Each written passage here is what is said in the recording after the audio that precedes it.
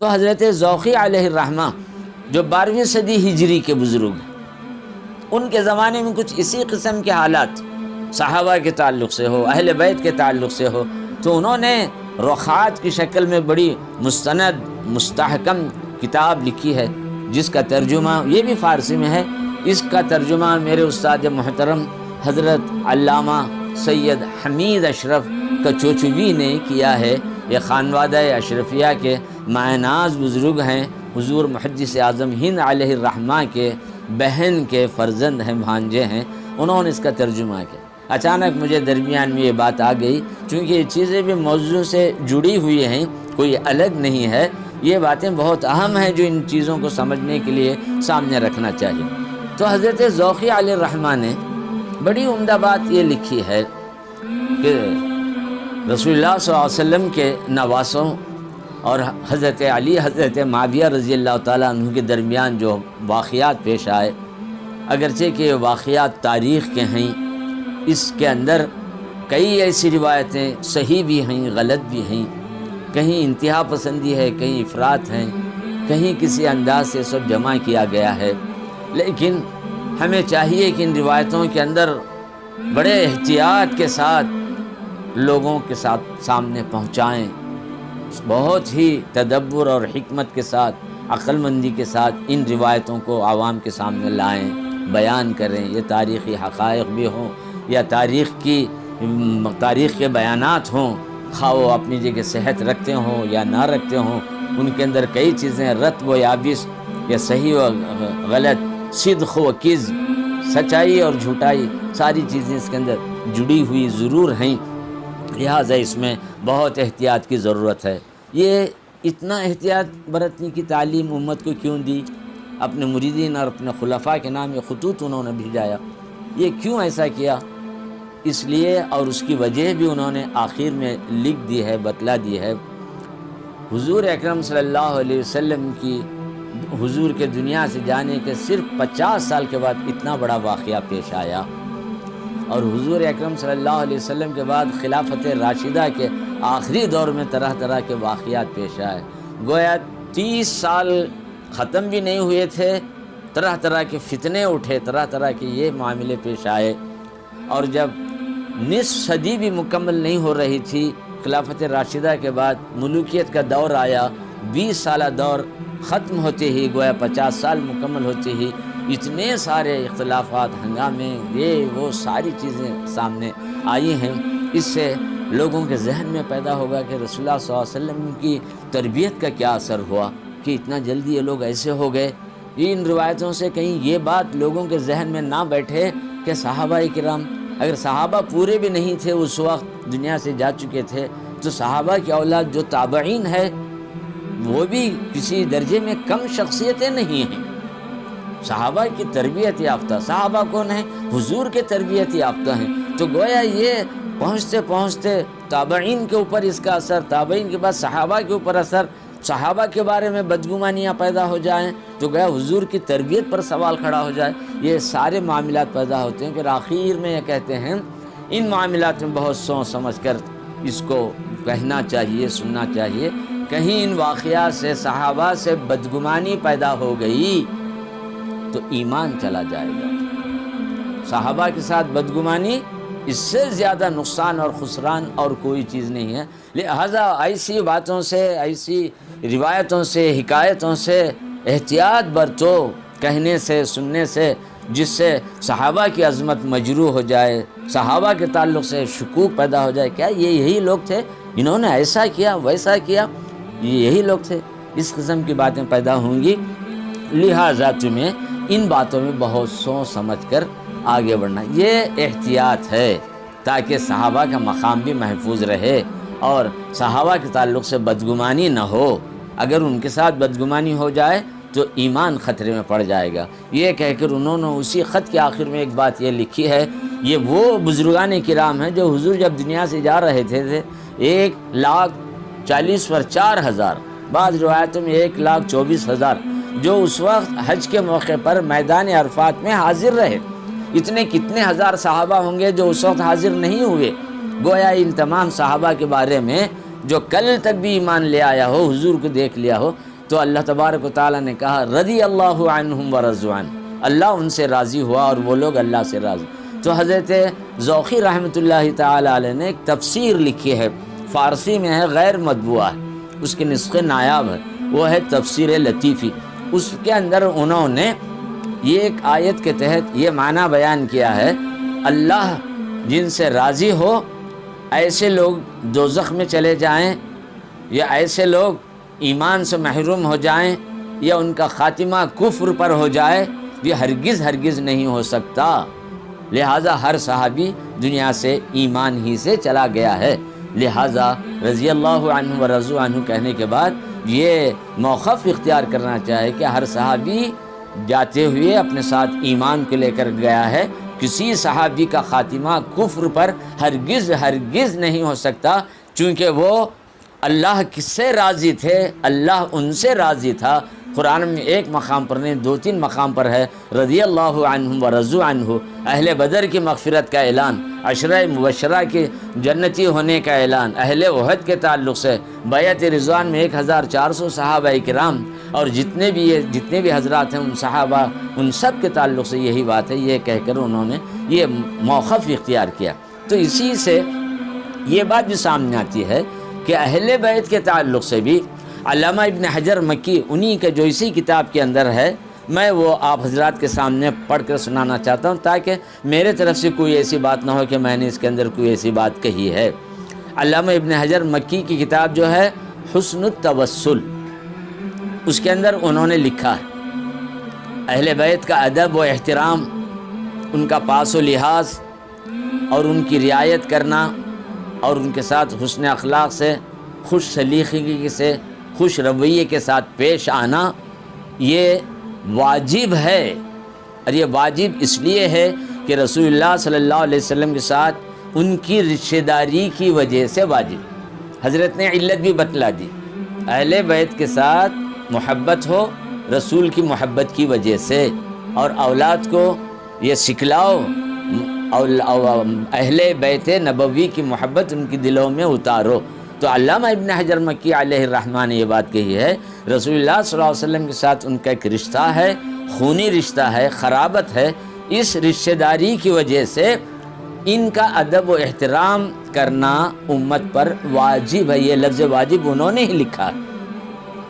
کیونکہ اہل بیت سے اگر کوئی رفض یا بدعت یا خلاف شرع کوئی اعمال صادر بھی ہو گئے ہیں ان کے کسی فرد سے، کسی سید زادے سے، سادات کے کسی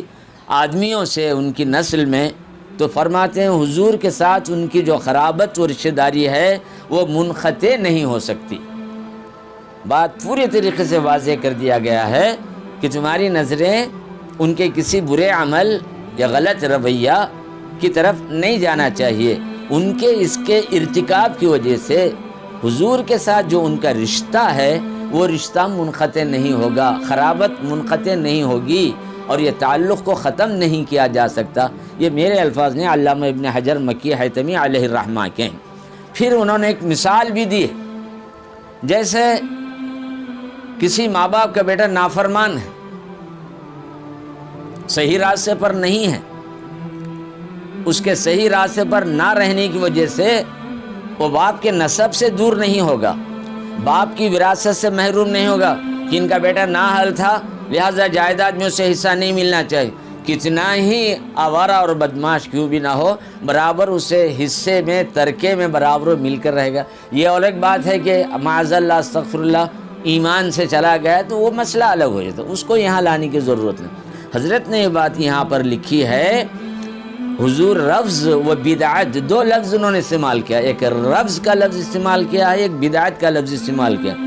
اس طرح کے اعمال اگر کسی سے صادر ہو گئے ہیں تو اس کے باوجود بھی تم ان کے ادب اور احترام میں، حسن سلوک میں تمہیں کمی نہیں کرنا چاہیے، کیونکہ اس کی وجہ سے جو حضور سے کے ساتھ ان کا جو رشتہ اور تعلق ہے وہ منقطع نہیں ہو سکتا، اس لیے کہ نافرمان بیٹا باپ کی وراثت سے محروم بھی نہیں ہوتا اور حسب و نسب سے خارج بھی نہیں ہوتا۔ اتنی بات تو انہوں نے لکھ دی۔ پھر اس کے بعد اسی کتاب کے اندر شاہ عبدالحق محدث دہلوی رحمۃ اللہ تعالی علیہ کے حوالے سے اور علامہ ابن حجر مکی حیتمی علیہ الرحمہ اور علامہ بہت بڑے صوفی کامل ابن عربی، جن سے ایک مستقل مکتبہ فکر وجودیہ سامنے آیا، وجودی طرز فکر کے صوفی ہیں، دو صوفیوں کے پاس اہل تصوف کے اندر دو فرقے ہیں، ایک وجودیہ ہے ایک شہودیہ ہے۔ ابن عربی مکی نے بھی اس حوالے سے بات لی، وہ اقتباس آپ کو سنا کر اپنی گفتگو کو میں اب ختم کر دوں۔ اہل بیت کی شان میں قرآن کریم کی ایک آیت ہے، سورہ احزاب ہے، انما یرید اللہ لیذھب عنکم الرجس اہل بیت، میں نے اس کا ترجمہ پہلے ہی سنا دیا۔ اس کے تعلق سے بعض مفسرین نے جو بات لکھی ہے، اس آیت کا ایک معنی یہ بتلایا ہے، اہل بیت کا کوئی آدمی دنیا سے نہیں جائے گا جب تک کہ وہ رجس، کثافت، گندگی معنوی ہو ظاہری ہو، وہ پاک و صاف نہ ہو جائے۔ گویا اہل بیت کا آدمی اس گندگی سے پاک ہو کر ہی دنیا سے آخرت میں چلا جائے گا۔ اور وہ پاکیزگی و طہارت کس طریقے سے ہوگی؟ دو صورتیں انہوں نے بتلائیں، یا تو ان پر طرح طرح کی بیماریاں ہوں گی، یا تو ان پر طرح طرح کی تکلیفیں، آزمائشیں، مصیبتیں، بلائیں ہر طرح کی ان پر آتی رہیں گی، دوسروں کے مقابلے میں ان پر اتنے زیادہ ہوتی رہیں گی۔ یہ بلائیں ان کے لیے اس لیے ہے کہ ان سے جو برے اعمال ہوئے تھے اس گندگی کو اللہ تبارک و تعالیٰ پاک و صاف کر دے گا، اگرچہ کہ ان کی موت سے کچھ دیر ہی پہلے لیذھب عنکم الرجس، اس رجس کو اللہ دور کرے گا۔ تو وہ دور کرنے کی صورت یہی بتلا دی گئی کہ اس طریقے سے اللہ تبارک و تعالیٰ ان کو پاک و صاف کر کے ان کو دنیا سے رخصت فرمائے گا۔ تو یہ اہل بیت کے تعلق سے کچھ باتیں تھیں، اور بھی کچھ فضیلتیں اور اس کے تعلق سے ہے۔ ایک اہم بات جو مجھے اس وقت عرض کرنی ہے، جو تمام فتنوں کی جڑ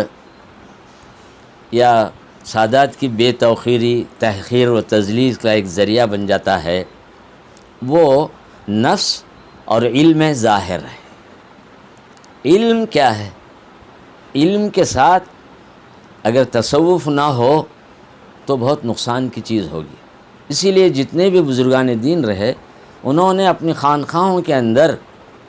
تعلیم کے ساتھ، قرآن اور حدیث کے ساتھ تصوف کی تعلیم دی۔ یہ تصوف کوئی خرافات کا مجموعہ نہیں ہے جیسا کہ آج کل سمجھا جا رہا ہے۔ یہ اس لیے سمجھا رہا ہے کہ آج جتنے بھی اس قسم کے لوگ جو سامنے آ رہے ہیں، انہوں نے تصوف کو کچھ اس انداز سے پیش کیا ہے کہ تصوف یہی ہے، حالانکہ تصوف وہ نہیں ہے۔ مشیدۃ علمنا مشیدۃ بالکتاب والسنہ، سب نے یہی کہا کہ ہمارا تصوف قرآن اور حدیث سے جڑا ہوا ہے، جو بھی تصوف اگر قرآن حدیث کے مخالف ہے وہ رد کے قابل ہے، وہ قابل عمل نہیں۔ یہ ہے اصل اصول۔ تو کہنے کا منشا اور مقصد یہ ہے، علم کے ساتھ تصوف ہو، علم کے ساتھ اخلاق ہو۔ اگر صرف علم ہی ہے، اخلاق نہیں ہے، تصوف نہیں ہے، تو یہ کسی نہ کسی درجے میں ضرور بگاڑ پیدا ہو ہی جاتا ہے۔ اور یہی چیز کہیں کہیں اس طرح کے حالات بھی پیدا کر دیتے ہیں، جو تاریخ کے کسی دور میں اجمل نامی ایک سید زادے اور ایک بہت بڑے وقت کے جلیل القدر عالم و فاضل، خضاوت کے عہدے پر فائز قاضی شہاب الدین عمر دولت آبادی، ان کے درمیان میں اس قسم کا واقعہ پیش آیا۔ قرآن کریم کی آیت اپنی جگہ صحیح ہے، هل يستوي الذين يعلمون والذين لا يعلمون، علم والے اور بے علم کبھی برابر نہیں ہو سکتے۔ علم والوں کا درجہ اونچا ہی ہے، بے علم ان کے برابر نہیں ہو سکتے۔ لیکن بعض مقامات کچھ ایسے آ جاتے ہیں، استثناء کی صورت پیدا ہو جاتی ہے، بے علمی کے باوجود بھی ان کا کسی نہ کسی درجے میں مقام اور مرتبہ رہتا ہے۔ ہم یہ کہہ کر ان کو نظر انداز، ان کے ساتھ بد اخلاقی سے پیش نہیں آتے کہ یہ بے علم ہے، یہ جاہل ہے، یہ احترام کے بھی قابل نہیں ہے، ایسا ہرگز نہیں ہے۔ رسول اکرم صلی اللہ علیہ وسلم کا رویہ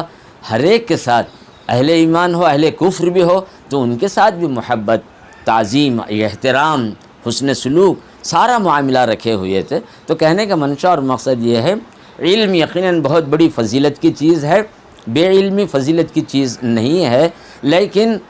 کہیں کہیں استثناء، ایگزمپشن یا کچھ رعایت، ایک آپشن یا کوئی ایسی صورتیں ہوتی ہیں۔ وہی صورت یہ تاریخ کے کسی دور میں ایک اجمل نامی شخص کے ساتھ جو سید تھے ان کے اور قاضی شہاب الدین دولت آبادی کے درمیان میں ایک بات پیش آئی۔ یہ بات یہ رہی کہ سید صاحب سیادت کی وجہ سے، حضور صلی اللہ علیہ وسلم کی نسبت کی وجہ سے درباروں میں بڑا اونچا مقام تھا ان کا، بادشاہوں کے قریب بٹھائے جانا، ان کا ادب احترام۔ قاضی صاحب کو یہ چیز بڑی ناگوار لگی کہ ہر معاملے میں یہی مقدم ہے، مجھے مؤخر کیا جاتا ہے، جتنی عزت اور اہمیت ان کو دی جاتی ہے مجھے نہیں دی جاتی ہے، حالانکہ میں علم والا ہوں، میرا علم مستند ہے، امر یقینی ہے، مسلم ہے، سارا جگ جانتا ہے کہ میں کس درجے کا عالم ہوں، لیکن یہ تو معمولی سیدھا جو بے علم آدمی ہے، اس کی سیادت، اس کا سید ہونا بھی مشکوک ہے۔ کیا یقینی کہ یہ سید ہے؟ ان کی سیادت غیر یقینی ہے، میری عالمیت اور فضیلت امر یقینی ہے، لہٰذا میں اس کے مقابلے میں بہتر اور افضل ہوں۔ اس قسم کی بات انہوں نے سوچی، اور بعض واقعات کے اندر یہ اور بھی تفصیل ملتی ہے کہ انہوں نے اجمل صاحب سے کچھ گستاخی اور لوگوں کے سامنے ان کی تحقیر، اپنا یہ نقطۂ نظر جو تھا کہ میری اہمیت ہے اس سید کے مقابلے میں جو مستند نہیں ہے، یہ کہہ کر اپنی عظمت بیان کی۔ لیکن عجیب و غریب معاملہ دیکھیے، اسی رات ان کے خواب میں نبی اکرم صلی اللہ علیہ وسلم تشریف لے آئے اور فرمایا تمہارا یہ رویہ جو اجمل کے ساتھ رہا یہ صحیح نہیں تھا، تمہیں انہیں خوش کرنا چاہیے، ان کی ناراضگی کو، ان کی جو دل شکنی ہوئی ہے اس کو دور کرنا چاہیے۔ یہ کہہ کر رسول اکرم صلی اللہ علیہ وسلم نے خواب میں یہ بات کہی تو نیند سے بیدار ہو گئے، تو بہت پریشان ہو گئے کہ اللہ کے رسول خواب میں آئے اور اس کے بارے میں یہ بات کہی دی۔ تو فوراً انہوں نے اجمل کی خدمت میں حاضری دی، معافی چاہا کہ تم کہو کہ میں نے معاف کر دیا ہے جو کچھ کہ میرے ساتھ زیادتی ہوئی ہے، یہ کہہ کر انہوں نے معافی چاہی۔ اس کے بعد ان کے خل پر نامعلوم سادات کرام کی محبت، یہ عظمت جو بھی اس واقعے سے ہوئی ہو، اتنے متاثر ہوئے کہ انہوں نے فارسی میں ایک کتاب ہی لکھ دی ہے، مناقب سادات۔ یہ چھپی نہیں ہے، اس کا فارسی نسخہ ہے، دنیا میں کہیں کہاں ہے پتہ نہیں، ہندوستان میں ایک دو لائبریریوں میں ہی ہے۔ اس کے کچھ حصے مجھے یہاں کے بزرگوں کی کتابوں میں ملے جس کا مطالعہ میں نے کیا ہے، اور یہ اس لیے بھی مجھے معلوم ہوا کہ حضرت خطب بیلور رحمۃ اللہ تعالی علیہ نے اس واقعے کو اپنی اس کتاب کے اندر نقل کیا۔ محترم بزرگوں اور عزیز ساتھیوں، اس طالب علم کی زبان سے جو بھی باتیں منتشر طریقے سے یا بے ترتیب طریقے سے آپ حضرات کے سامنے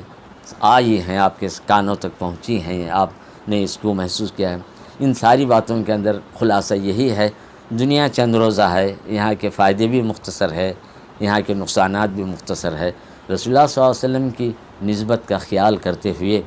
حضور صلی اللہ علیہ وسلم کے خاندان اور اس تعلق سے بھلے سے وہ صحیح النسب ہیں یا ان کا نسب مشکوک ہو چکا ہے، یا انہوں نے دوسرے خاندانوں میں نکاح کر کے ان کی سیادت کو ختم کر لیا ہے، جو بھی ہو، جو بھی بری چیزیں سامنے آ رہی ہیں، ان چیزوں کو دیکھ کر جہاں تک ہو سکے حضور کا خیال کرتے ہوئے ان کے اس معاملات کو چھوڑ دیجئے۔ ہمارے علماء نے لکھا ہے کہ اہل بیت کا فرد کوئی چوری کرے، کوئی زنا کرے، کوئی ایسا کرے، حاکم اس کا ثبوت ملے تو برابر اسے سزا دے، لیکن اس کی سزا پر ہمیں لعن و طعن نہیں کرنا چاہیے۔ اس واقعے کو بھی، اس مثال کو بھی حضرت خطب بیلور نے اپنی کتاب میں لکھا ہے۔ رسول اکرم صلی اللہ علیہ وسلم زمانے میں ایک صحابی ہیں، اس وقت نام زبان پر نہیں آ رہا ہے، ماعز ابن مالک، ان سے زنا کا فعل صادر ہوا اور یہ چیز سامنے آ گئی تو حضور اکرم صلی اللہ علیہ وسلم نے ان پر حد جاری کر دی، سزا دی۔ زنا کی جو سزا ایک عام آدمی کو ہو سکتی تھی، وہی اپنے ساتھی صحابی ان کو بھی وہی سزا دلائی، اور اس کے بعد یہ کہی کہ ان پر لعن و طعن کوئی نہ کرے۔